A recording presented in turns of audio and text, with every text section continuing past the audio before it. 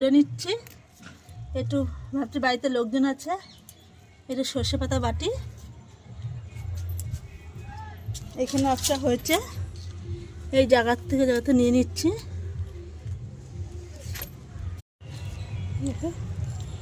পুরো ছাদে থেকে আমার খুঁজতে হচ্ছে যে কোথায় রয়েছে সর্ষে গাছ। এবার আমি সর্ষে গাছ যখন আমার হয়, প্রতি বছর আমার অনেক কি সর্ষে হয়, কিন্তু এবার আমি গাছ লাগাতে পারলাম না সেরকম একটা।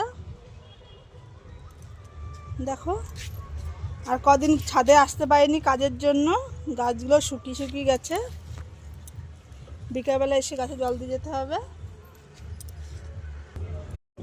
আর ওই দেখে দেখো আমার বড় যা উনুন ধরাচ্ছে গরম জল করবে বলে, তাই আমার সাথে কথা বলছে যে উপরে কার সাথে কথা বলছো।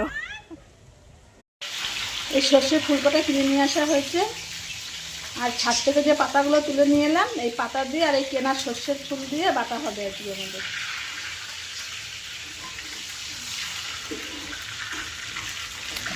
আর ওইদিকে আমার যা রান্না করছে, তারপর একটু